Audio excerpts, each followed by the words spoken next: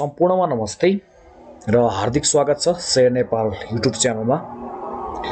सदाझै video बनाउने क्रममा आज पनि मैले एउटा नयाँ भिडियो बनाउँदैछु। आज म डेभलपमेन्ट बैंक टप 5 सिरिज अन्तर्गत डेभलपमेन्ट बैंकको बारेमा भिडियो तयार पारिरहेको छु। यो भिडियोमा मैले 3वटा टपिक चाहिँ कभर गर्नेछु। नम्बर 1 मा हामी आजको मितिसम्म फर्स्ट क्वार्टर रिपोर्ट सार्वजनिक गरेका डेभलपमेन्टहरुको सूची हेर्नेछौँ हैन। कतिवटा बैंकले सार्वजनिक गरे त्यो सूची हेर्नेछौँ र नम्बर 2 मा केही उत्कृष्ट डेभलपमेन्ट बैंकको विभिन्न फन्डामेन्टल इन्डिकेटरहरु लगाएर फन्डामेन्टल एनालाइसिस गर्नेछौँ। जस्तै कुनको पी कति छ, अनि ईपीएस कति छ हैन, प्रॉफिट कति कमाएको छ, के कति सम्पूर्ण डिटेल हेर्नेछौँ। र नम्बर 3 मा टप 5 वटा बैंक चाहिँ छान्नेछौँ। मलाई राम्रो लागेको टप 5 वटा चाहिँ 5 डेभलपमेन्ट बैंक चाहिँ म भन्ने छु, मलाई राम्रो लागेको। अब ढिला नगरिकन भिडियो सुरु गरौँ। यदि हजुरहरु हाम्रो भिडियो च्यानलमा नयाँ हुनुहुन्छ भने च्यानललाई सब्स्क्राइब गरिदिनु होला र छेउमै रहेको बेल आइकन प्रेस गरिदिनु होला। हामीले शेयर मार्केट सम्बन्धी विभिन्न जानकारीमूलक भिडियो बनाउँदै आइरहेको छौँ। यदि हजुरहरुले हाम्रो च्यानल सब्स्क्राइब गरिसक्नु भएको छ भने हजुरहरुलाई मनैदेखि धन्यवाद दिन चाहन्छु। अब मैले भनेको नम्बर 1 पोइन्टतिर लागौं। नम्बर 1 एउटा अनुरोध चाहिँ के छ भने मैले यो सिक्नको लागि, जानकारीको लागि चाहिँ भिडियो बनाएको। अब यहाँ दिएको डाटाहरु चाहिँ एकदम एक्युरेट छ हैन, सही हुन्छ डाटाहरु चाहिँ। तर चाहिँ यो राम्रो छ मैले भने त्यही राम्रो मान चाहिँ हजुरहरुले मान्न पर्ने जरुरी कुनै छैन। तपाईहरुले थप अध्ययन र अनुसन्धान चाहिँ गर्नै पर्ने हुन्छ। लगानी गर्दाखेरि चाहिँ तपाईले आफ्नो लगानी चाहिँ आफूले गर्दाखेरि हेर्नै पर्ने हुन्छ के। त्यो चाहिँ तपाईहरुले डिसिजन लिनु होला। मेरै आधारमा चाहिँ मैले उहाँले 5 वटा यो भन्नु भएको छ म त्यसैमा लगानी गर्छु भन्ने चाहिँ हुँदैन। तपाईले पनि डिसिजन लिँदा गर्दा चाहिँ आफूले पनि के का आधारमा लगानी गर्दै छु भन्ने चाहिँ पत्ता लगाउनु पर्ने हुन्छ है त। अब म सुरु गरे है। अहिले टप प्राइस चाहिँ रहेको छ 893 CORBL को कर्पोरेट डेभलपमेन्ट बैंकको र 856 रहेको छ नारायणीको डेभलपमेन्ट बैंकको र MLBL रहेको छ महालक्ष्मी 571, EDBL 545 र 16 वटा यसरी 16 वटा बैंकलेहरुले चाहिँ आफ्नो चाहिँ सार्वजनिक गरेको छ पहिलो त्रैमासिक रिपोर्ट। यहाँ हेर्न सकिन्छ 16 वटा बैंकहरु चाहिँ रहेका छन्। ती 16 वटा बैंकहरुमा चाहिँ हामी उत्कृष्ट बैंक चाहिँ आज छान्ने छौं।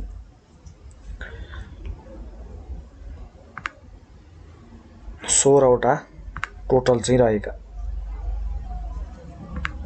रहेका छन् है त।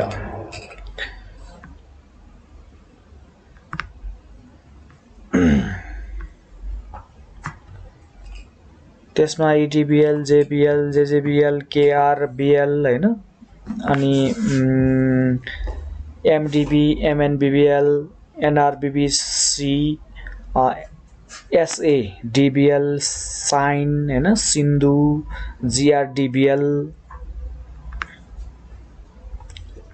अनि GRDBL सरी भने हैन, MLBL, LLB, KSBBL, SPDL 16 वटा चाहिँ गरेका छन्। यी चाहिँ लिस्ट हो। अब मेरो नम्बर 2 मा भनेको थिए मैले के उत्कृष्ट बैंकहरु चाहिँ हेर्ने छौं हामी हैन। 5-7 वटा बैंकहरु चाहिँ हेर्ने छौं, उत्कृष्ट बैंकहरु जुन केही फन्डामेन्टल इन्डिकेटर हो हैन। यहाँ पेड अफ दिएको छ, रिजर्भ, नेट इन्ट्रेस्ट इन्कम हैन, total operating income, operating profit, profit before, यो चाहिँ नराखौं है। यहाँ प्रॉफिट बिफोर प्रोभिजन यो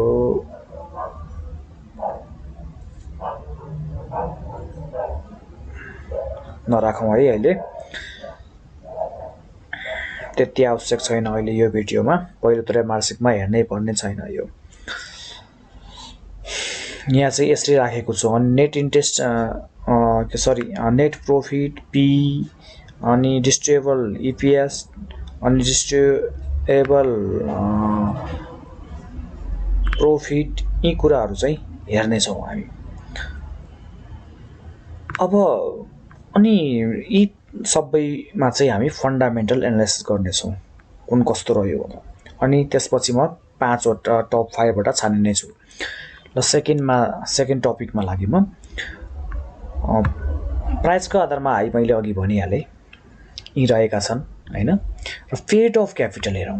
पेड अफ क्यापिटल हामीले हेर्नै पर्ने हुन्छ। पेड अफ क्यापिटलमा चाहिँ मुक्तिनाथै रहेको छ, एमएनबिबिएल रहेको छ Muktinath. Paid of capital paid of चाहिँ हाई रहेको छ। 5 अरब रहेको छ। 5 अरब 65 करोड 7 लाख भन्दा चाहिँ धेरै चाहिँ यसको पेड अफ रहेको छ। त्यसपछि जेबिबिएल रह्यो, अनि साइन, अनि जीबिबिएल, यसरी एमएलबिएल, महालक्ष्मी, केएसबिबिएल यसरी रहेको छ है त। साङ्ग्रिला यसरी चाहिँ पेड अफ क्यापिटल चाहिँ टपमा चाहिँ मुक्तिनाथ नै देखिन्छ। रिजर्भको कुरा गर्ने हो भने रिजर्भमा चाहिँ एलबिबिएल देखिएको छ, जसको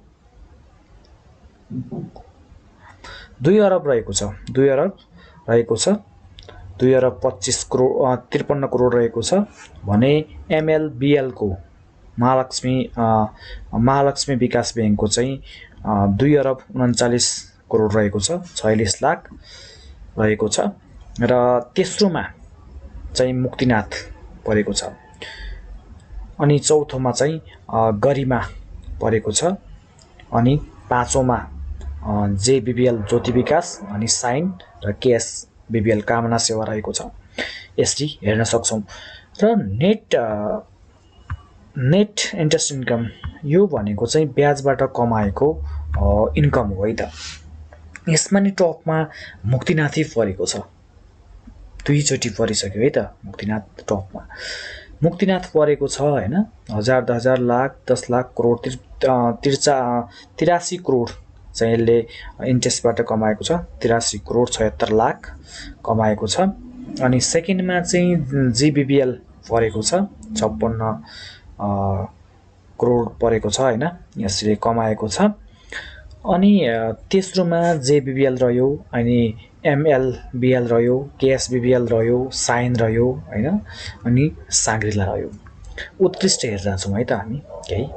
अनि टोटल अपरेटिङ इन्कम यो चाहिँ आफ्नो व्यवसाय चाहिँ सञ्चालन गरेर कमाएको चाहिँ भन्ने बुझिन्छ।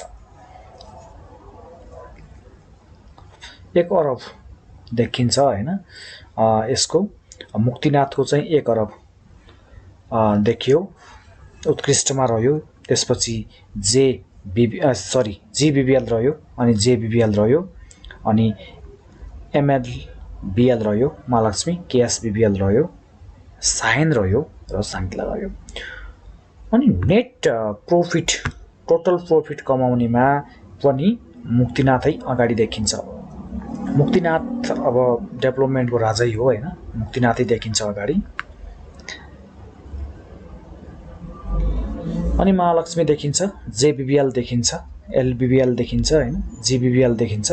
यिनीहरू चाहिँ नेट प्रॉफिट। इपीएस राम्रो भएका, मैले सम्पूर्ण पढिरहेको छैन है, यो टाइम लाग्छ, भिडियो लामो हुन्छ, बोरिङ नहोस्, हजुरहरूले देखिहाल्नुहुन्छ हैन। अनि इपीएस चाहिँ राम्रो देखिएको, अर्निङ पर शेयर चाहिँ राम्रो देखिएको चाहिँ एलबिबिएल को चाहिँ राम्रो रहेको छ, 29.32 रह्यो। अनि यसको महालक्ष्मी को 27.56 रह्यो। अनि मुक्तिनाथको 24.4 रह्यो हैन। जेबिबिएल ज्योति विकास को 22.64, कामनाको 22.36 हैन, जीबिबिएल गरिमाको 20.4 र केआरबिएल कर्णालीको चाहिँ 18.4 रहेको छ। पी को कुरा गर्ने हो भने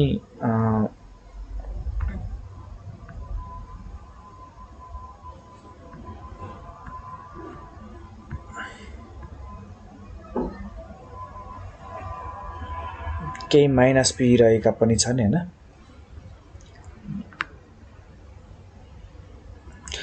डिस्ट्रेबल प्रॉफिट को कुरा गरौँ हैन। डिस्ट्रेबल प्रॉफिट राम्रो भएका कम्पनी हेर्ने हो भने डिस्ट्रेबल प्रॉफिट राम्रो भएको कम्पनी त्यही रहेको छ हैन।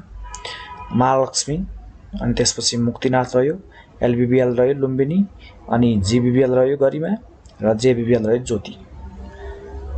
यिनीहरूको डिस्ट्रेबल प्रॉफिट पनि यो राम्रो रहेको छ। डिस्ट्रेबल प्रॉफिट भनेको चाहिँ वितरण गर्न सक्ने, कम्पनीले वितरण गर्न सक्ने चाहिँ प्रॉफिट है। अनि डिस्ट्रेबल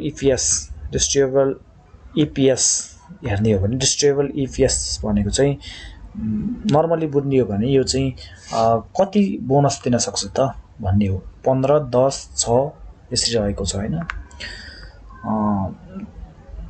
महालक्ष्मी रह्यो, एलबीबीएल रह्यो हैन, अनि जीबीबीएल रह्यो, र एमएनबीबीएल रह्यो, अनि जेबीबीएल रह्यो, साइन रह्यो, अनि यो साङ्ग्रिला रह्यो है।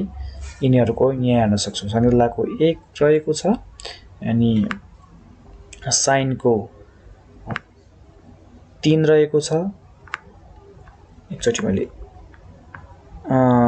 अनि जेबीबीएल को 4 रहेको छ, अनि यसको मुक्तिनाथ को 5.56 रहेको छ। यो फर्स्ट क्वार्टरको रिपोर्टको आधारमा हो त, यही हुनुपर्छ अन्तिमसम्म भन्ने छैन, त्यो चेन्ज हुन सक्छ। अब मैले यसको टप 5 वटा मलाई मन परेका छान्छु भनेको थिएँ है त। मलाई मन परेर मात्र त भएन हैन, यो इन्डिकेटरहरुमा चाहिँ आफुलाई अगाडि राख्ने चाहिँ मैले छान्ने हो। त्यही त मैले पनि छान्ने त यहाँ इन्डिकेटरमा जुन अगाडि है त्यसलाई छानिरहन्छु। मलाई फेरि फन्डामेन्टल एकदम विक भएको हैन, कमजोर भएको चाहिँ मलाई मन पर्छ भन्ने चाहिँ छैन है। मलाई मन परेको चाहिँ छान्दा चाहिँ 5 वटा छान्दा चाहिँ मुक्तिनाथ धेरैचोटि चाहिँ नम्बर 1 मा परिरहेको छ हैन। मुक्तिनाथलाई छान्छु। अनि त्यसपछि महालक्ष्मी भइहाल्यो हैन। महालक्ष्मी पनि धेरै यसमा चाहिँ इन्डिकेटरमा अगाडि आएको छ। महालक्ष्मी भयो, र अनि गरिमा, ज्योति र लुम्बिनी, यो मैले टप 5 मा राखेँ। कुन भने मुक्तिनाथ, महालक्ष्मी, गरिमा, ज्योति र लुम्बिनी, यी चाहिँ मैले टप 5 मा राखेँ। अब यही बैंकहरुमा लगानी नगर्नु, थप अध्ययन र विश्लेषण चाहिँ हजुरहरूले पनि गर्नु हैन। अनि च्यानललाई माया गर्दै गर्नु होला। र यो भिडियो कस्तो लाग्यो सुझाव सल्लाह प्रतिक्रिया राख्नु होला। मैले सम्पूर्ण सेक्टरको यस्तै नै भिडियो बनाउने छु। त्यसो भएको हुनाले हाम्रो च्यानलसँग चाहिँ जोडेर बस्नु पर्ने हुन्छ, अनि हजुरलाई यी भिडियोहरु हेर्न सजिलो हुनेछ। र अर्को भिडियोले ल्याएर म चाँडो भन्दा चाँडो आउने छु। तबसम्मका लागि बिदा माग्छु। हस्त नमस्ते, धन्यवाद।